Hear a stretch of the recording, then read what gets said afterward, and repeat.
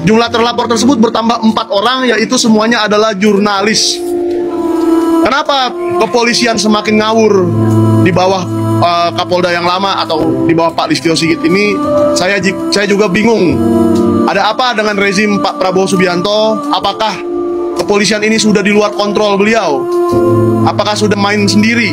Sehingga jurnalis yang seharusnya dilindungi di bawah Undang-Undang Nomor 40 tahun 99 juga siapapun yang membuat tayangan mengenai ijazah palsu, termasuk yang di depan saya ini ada 20 nih. Apakah semuanya mau dijadikan tersangka? Apakah semuanya mau dilaporkan, mau dipanggil polisi?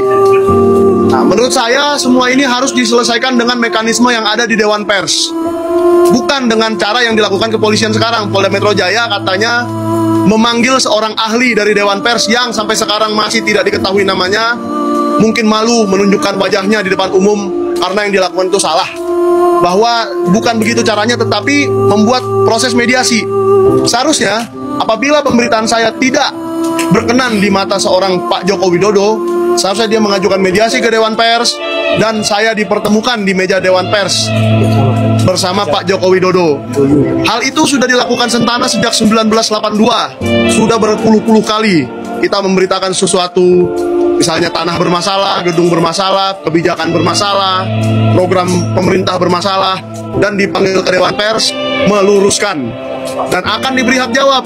Pak Joko Widodo akan saya berikan hak jawab seluas-luasnya, selebar-lebarnya apabila itu yang dilakukan dan beliau mengetahui hukum, mengetahui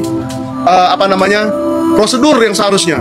Saya juga kecewa kepada Pak Joko Widodo dan kepada para pengacaranya. Mereka tidak mengetahui proses hukum, prosedur yang ada untuk mematuhi undang-undang pers. Dan janganlah lagi menyebut-nyebut MOU Polri dengan Dewan Pers, karena MOU itu tidak ada artinya dibandingkan undang-undang. Apakah undang-undang mau kita injak-injak hanya demi sebuah MOU yang dibuat, ya mungkin ngetiknya cuma 1 hari, ditandatangan oleh 1-2 orang. Apa itu mau melewati undang-undang yang dibuat oleh puluhan anggota DPR berbulan-bulan dengan capek, dengan ahli, dengan keahlian yang besar gitu loh.